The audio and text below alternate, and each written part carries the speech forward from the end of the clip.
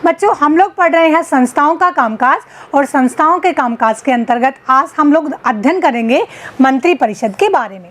बच्चों, हम लोगों ने सरकार के विभिन्न अंगों के बारे में पढ़ा, व्यवस्थापिका और कार्यपालिका के बारे में हम लोगों ने अध्ययन किया कि कार्यपालिका दोहरी होती है, राजनीतिक और गैर राजनीतिक, और राजनीतिक कार्यपालिका के भी दो प्रकार होते हैं, नाम मात्र की कार्यपालिका और वास्तविक कार्यपालिका। नाम मात्र की कार्यपालिका राष्ट्रपति होते हैं और वास्तविक कार्यपालिका होते हैं प्रधानमंत्री और मंत्रिपरिषद। आज हम मंत्रिपरिषद के बारे में ही अध्ययन करेंगे। बच्चों, मंत्रिपरिषद की जो अवधारणा है वह भारत ने ब्रिटेन से ग्रहण की है, और मंत्रिपरिषद देश की सर्वोच्च कार्यकारी संस्था होती है। भारतीय संविधान के अंतर्गत मंत्रिपरिषद का उल्लेख किया गया है और कहा गया है कि राष्ट्रपति को सहायता, सलाह या सूचना देने के लिए प्रमुख संस्था के रूप में मंत्रिपरिषद यानी अधीनस्थ कर्मचारी कहोगे। राष्ट्रपति को यदि मंत्रिपरिषद कोई सलाह देती है या कोई सूचना देती है तो उसे किसी भी न्यायालय में चुनौती नहीं दी जा सकती, और यदि मंत्रिपरिषद के द्वारा कोई सलाह, कोई विचार राष्ट्रपति के सम्मुख प्रस्तुत किया जाता है और राष्ट्रपति उसे मंत्रिपरिषद को पुनर्विचार के लिए यानी दोबारा विचार करने के लिए लौटा देता है और मंत्रिपरिषद उसे पुनः राष्ट्रपति को लौटा देती है, तो उस स्थिति में राष्ट्रपति को मंत्रिपरिषद का वह विचार मानना ही होगा। राष्ट्रपति उसे मानने के लिए बाध्य ही होगा। ऐसी स्थिति प्रारंभ में नहीं थी, लेकिन इस प्रावधान को 44वें संविधान संशोधन के द्वारा जोड़ा गया। यानी कोई भी विचार है या कोई भी सलाह है मंत्रिपरिषद के द्वारा राष्ट्रपति को दी गई है, तो राष्ट्रपति ने उसे पुनर्विचार के लिए मंत्रिपरिषद को भेज दिया कि आप इस पर विचार कीजिए, और मंत्रिपरिषद ने उसे विचारा या न विचारा या कुछ परिवर्तन किया या न किया, पुनः उसे राष्ट्रपति के पास भेज दिया, तो राष्ट्रपति को उसे मानना ही होगा। इस प्रकार से मंत्रिपरिषद के द्वारा दी गई सूचना, मंत्रिपरिषद के द्वारा दी गई सलाह या उसका विचार सरकार के संचालन में महत्वपूर्ण भूमिका का निर्वहन करते हैं। अब हम लोग चर्चा करते हैं मंत्रिपरिषद की नियुक्ति। जैसा कि हम लोगों ने पूर्व में भी पढ़ा, जब हम लोगों ने राष्ट्रपति के बारे में पढ़ा और प्रधानमंत्री के बारे में पढ़ा, तो हम लोगों ने जाना कि राष्ट्रपति मंत्रिपरिषद की नियुक्ति करता है। और किन की नियुक्ति करता है? जिनका नामोल्लेख, जिनकी सूचना राष्ट्रपति को प्रधानमंत्री देता है, वह उन्हीं व्यक्तियों की मंत्रिपरिषद के अंतर्गत नियुक्ति करता है। यानी हम कह सकते हैं कि प्रधानमंत्री की सलाह पर राष्ट्रपति मंत्रिपरिषद की नियुक्ति करता है। अब इनकी संख्या कितनी हो सकती है? भारतीय संविधान के अंतर्गत 91वें संविधान संशोधन 2003 के द्वारा यह जोड़ा गया कि जो लोकसभा की अधिकतम संख्या है यानी 552 है, उसके 15% से अधिक मंत्रिपरिषद की सदस्य संख्या नहीं हो सकती। यानी इनकी संख्या हो सकती है 60 से 80 के बीच में, लेकिन वर्तमान समय में इनकी संख्या है 57 यानी 57। मंत्रिपरिषद सामूहिक रूप से व्यवस्थापिका के प्रति उत्तरदायी होती है, लोकसभा के प्रति उत्तरदायी होती है। हम इस बात की चर्चा कर चुके हैं, क्योंकि भारत के अंतर्गत संसदात्मक शासन व्यवस्था को अपनाया गया है और लोकसभा विभिन्न माध्यमों से, विभिन्न तरीकों से मंत्रिपरिषद को नियंत्रित करती है। कोई भी गैर सांसद सदस्य यानी गैर सांसद जो संसद का सदस्य नहीं है वह भी मंत्री बन सकता है, लेकिन 6 माह के भीतर उसे किसी भी सदन की सदस्यता प्राप्त करनी होगी। यानी किसी व्यक्ति को मंत्री बना दिया गया तो उसे लोकसभा या राज्यसभा किसी भी सदन की सदस्यता 6 माह के भीतर प्राप्त करनी होगी, वरना उसे मंत्रिपरिषद से हटा दिया जाएगा, मंत्री पद वह नहीं प्राप्त कर पाएगा। अब हम लोग चर्चा करते हैं मंत्रियों के विभिन्न स्तरों की, यानी मंत्रियों के प्रकार कितने होते हैं। मंत्रियों के स्तर की बात करते हैं तो भारतीय संविधान में उल्लेखित किया गया है कि मंत्रियों की संख्या लोकसभा की अधिकतम संख्या के 15% से अधिक नहीं होनी चाहिए, तो इनकी संख्या अमूमन 60 से 80 के बीच होनी चाहिए। और जो मंत्रियों का प्रधान होता है वह होता है प्रधानमंत्री। मंत्रियों के 3 स्तर हैं। पहला है कैबिनेट मंत्री, दूसरा राज्य मंत्री और तीसरा है उप मंत्री। कैबिनेट, बच्चों कैबिनेट मंत्री का जो कॉन्सेप्ट है वह भी हम लोगों ने ब्रिटेन से ग्रहण किया है।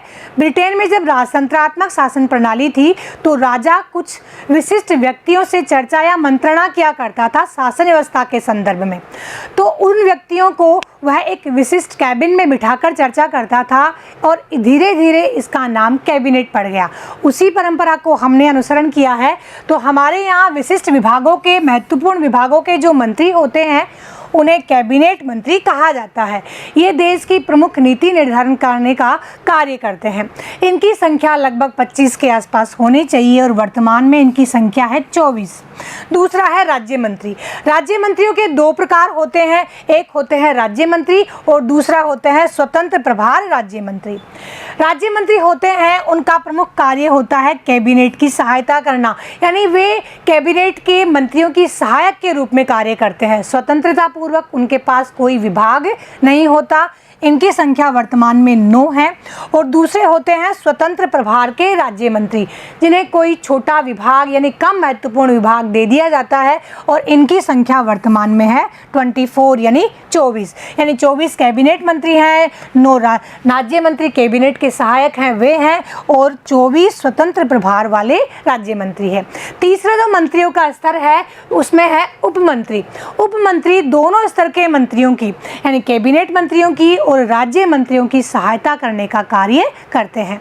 तो हम लोग कह सकते हैं कि मंत्रियों के 3 प्रकार हैं, 3 रूप हैं, कैबिनेट मंत्री, राज्य मंत्री और उप मंत्री। और राज्य मंत्रियों के 2 प्रकार हैं, कैबिनेट के सहायक के रूप में राज्य मंत्री और दूसरे हैं स्वतंत्र प्रभार के राज्य मंत्री। अब इन्हें सिलसिलेवार तरीके से हम लोग पढ़ते हैं। सबसे पहले पढ़ते हैं कैबिनेट मंत्री। जैसा मैंने आप लोगों को बताया कि ये मंत्री अपने अपने विभाग के प्रधान होते हैं, यानी विभागों के प्रमुख होते हैं और इन्हीं में से एक होता है प्रधानमंत्री। अनेक बार प्रधानमंत्री भी अपने पास कोई विभाग रखते हैं, यानी महत्वपूर्ण विभाग रख सकते हैं जैसी उनकी योग्यता एवं समझ होती है। इस प्रकार से ये विभिन्न मंत्रालयों के प्रभारी होते हैं। एक बात आप लोगों को बताना चाहूँगी कि केंद्रीय स्तर पर जो भी विभाग होते हैं उन्हें मंत्रालय कहते हैं और यही जब इकाई स्तर पर, राज्य स्तर पर होते हैं तो इन्हें विभाग कहते हैं। जैसे गृह मंत्रालय, रक्षा मंत्रालय, वित्त मंत्रालय, यानी विभाग केंद्रीय स्तर पर जब विभाजित किए जाते हैं मंत्रियों के अंतर्गत तो उन्हें मंत्रालय कहा जाता है और ये राज्य स्तर पर इन्हें विभाग कहा जाता है, जैसे शिक्षा विभाग, बिजली विभाग। तो इस प्रकार से विभाग और मंत्रालय में भी आप अंतर समझ लीजिएगा। तो कैबिनेट जो मंत्री होते हैं वे मंत्री परिषद का प्रमुख शीर्ष होते हैं, यानी सबसे ऊपरी भाग मंत्री परिषद का कैबिनेट मंत्री होते हैं और इन्हें ही मंत्रिमंडल कहा जाता है। इसके अंतर्गत प्रमुखतः 24 मंत्री वर्तमान में है और सामान्यतः 25 मंत्री हो सकते हैं। इसके उदाहरण है जैसे रक्षा मंत्रालय, गृह मंत्रालय, विदेश मंत्रालय एवं वित्त मंत्रालय। ये प्रमुख विभागों से संबंधित होते हैं। नेक्स्ट है राज्य मंत्री। राज्य मंत्रियों के 2 प्रकार हैं, स्वतंत्र प्रभार राज्य मंत्री और राज्य मंत्री जो कैबिनेट की सहायता करते हैं। अब स्वतंत्र प्रभार के जो मंत्री होते हैं उन्हें छोटे मंत्रालय या कम महत्वपूर्ण के मंत्रालय दिए जाते हैं और ये सामान्यतः कैबिनेट की बैठकों में हिस्सा नहीं लेते।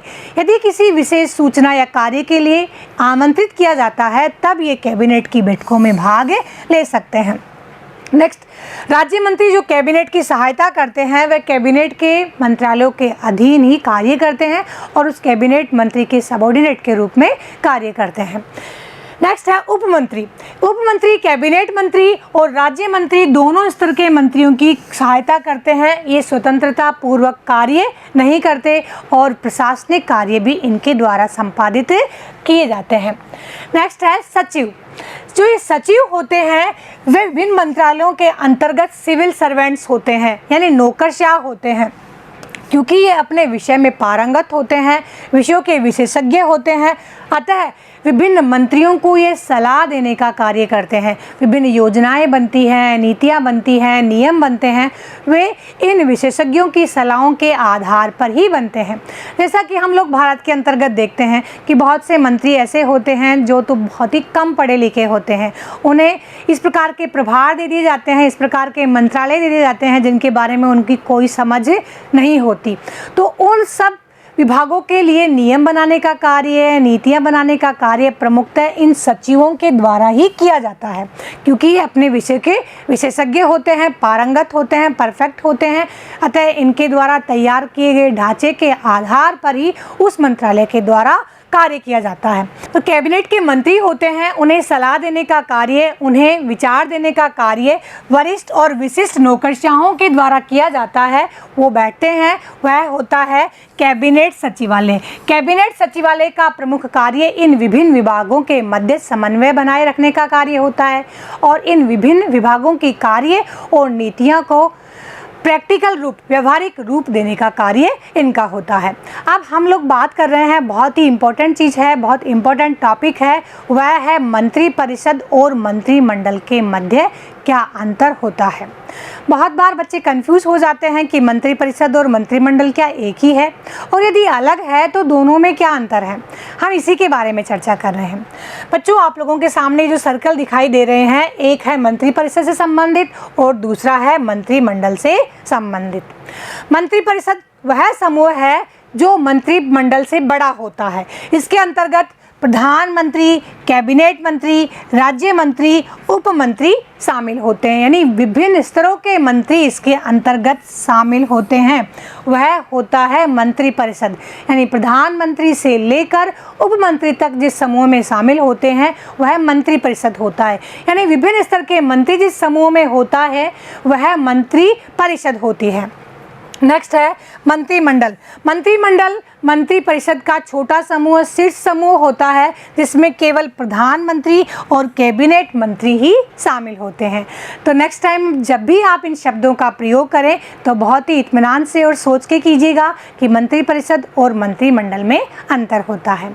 बच्चों, आज के वीडियो के अंतर्गत हम लोगों ने मंत्रिपरिषद के बारे में जाना, उसकी संरचना के बारे में जाना, सदस्य संख्या के बारे में जाना और मंत्रियों के विभिन्न स्तर के बारे में जाना, और सबसे इम्पोर्टेंट बात मंत्रिपरिषद और मंत्रिमंडल के अंतर के बारे में समझा। आज की वीडियो में इतना ही। नए टॉपिक के साथ फिर मिलेंगे, तब तक के लिए जय हिंद, जय भारत।